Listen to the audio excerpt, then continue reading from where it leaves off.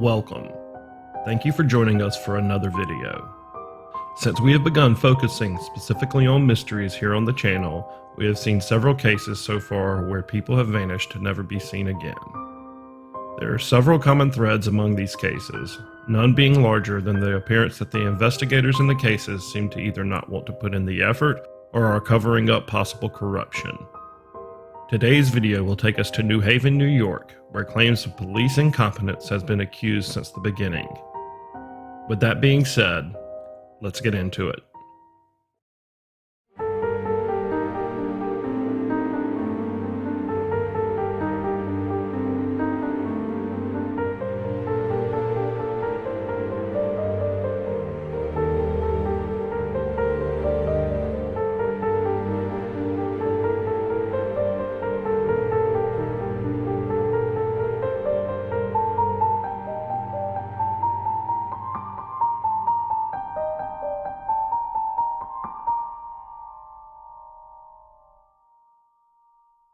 The only unsolved homicide in Oswego County. Heidi Allen's disappearance Easter morning. Though 20 years have passed since Heidi Allen's disappearance on April 3rd, 1994, this anniversary hasn't gotten any easier on a mother who lost her 18-year-old daughter just before her graduation. 20 years later, I still don't have Heidi. And I want that closure.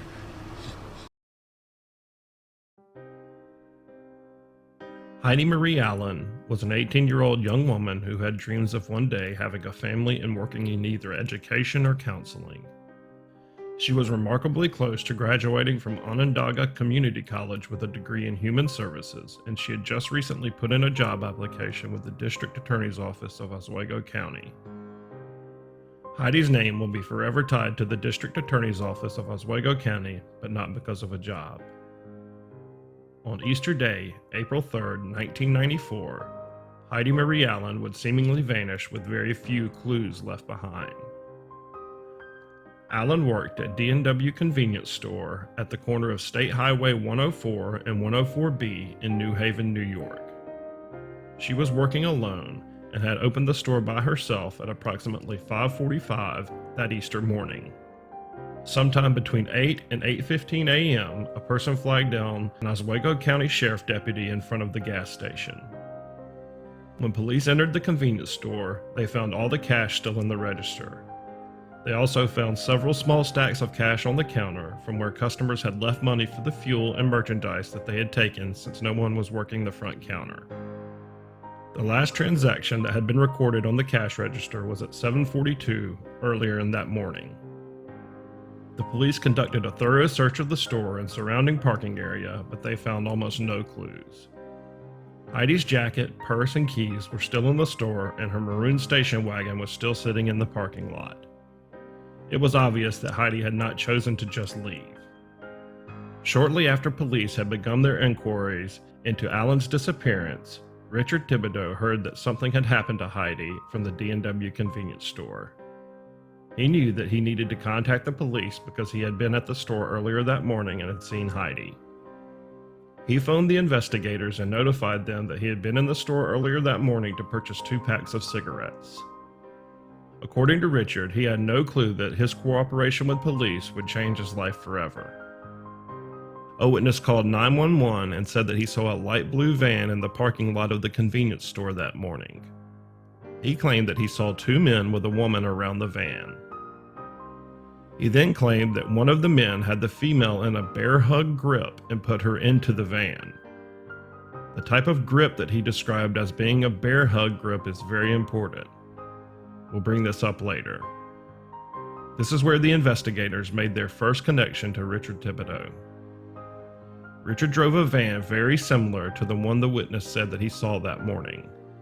There is one major issue with this connection, though. Thibodeau's van was clearly white and black, not blue. Regardless, many people have said that the police looked no further once they found a connection to Richard that day. Some have gone as far as to accuse the investigators of creating a case solely to try and prove Thibodeau guilty and not a case of trying to find Heidi and what really happened to her. A month after the mystery of what happened to Heidi Allen began, the police had zoned in and arrested Richard. Not long after arresting Richard, they arrested his brother Gary Thibodeau as well. Both men would go on to be charged and go to trial. Richard Thibodeau would be found not guilty on all charges. It is important that we remember the facts in this case. Richard being at the convenience store and having a van were the two main pieces of evidence that the police were using to frame the guilt of Richard and his brother Gary. So it is important to remember, without the guilt of Richard, then there is not really a way to even tie Gary to the situation. Oddly enough, Gary Thibodeau would be found guilty at his trial. It is a bit confusing how this happened because from all of my research, it appeared that the jury came to the judge and asked how they would proceed in discussing Gary's guilt. It seems that the jury told the judge there was no evidence to discuss when deciding the verdict. You would think that no evidence would equal not guilty, but that is not what happened. The jury found Gary Thibodeau guilty of kidnapping. When Gary heard the verdict, his mouth dropped open in disbelief.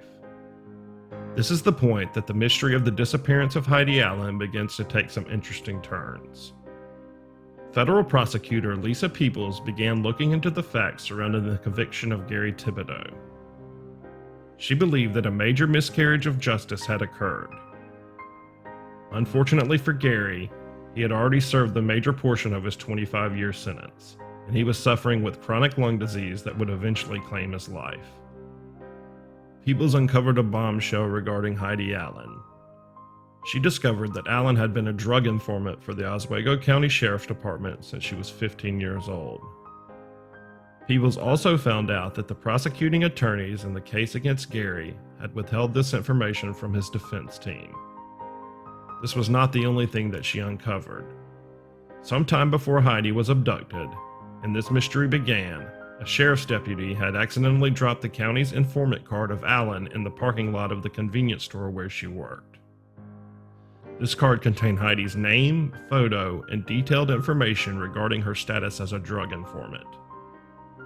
Regardless if you think Gary is guilty or innocent, it is mind-blowing that something that is this important would be kept from a defense team.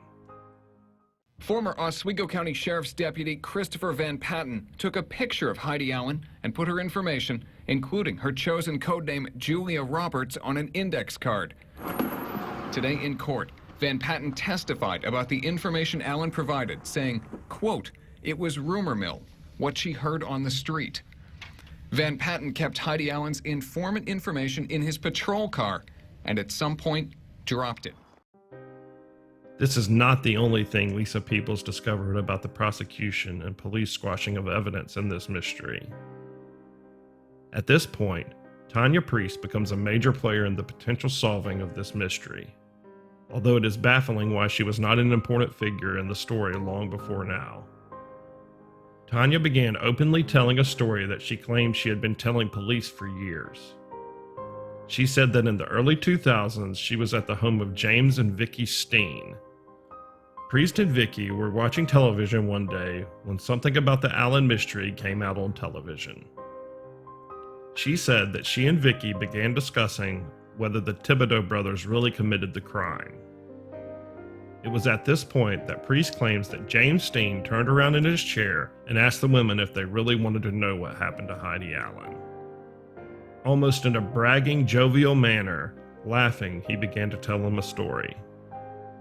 He said that Allen had threatened some local drug dealers with going to the police if they did not quit harassing her boyfriend. Steen said that on that Easter morning, he, Roger Breckenridge, and Michael Barr took Bohr's white van to abduct Allen. He said that when the three men got to the convenience store that he went in through a side door, while Roger Breckenridge went in through the front door. Breckenridge was distracting Allen when Steen stuck up behind her and grabbed her behind the store counter. He said he and Roger then took Steen outside to the van, where he said he had Allen in a bear hug and slammed her against the van. He said that Boris stayed in the driver's seat while he and Breckenridge forced Heidi into the van. This bit of the story is quite interesting since the witness earlier in the story described the man as holding Heidi with a bear hug, and James Steen used the exact same description.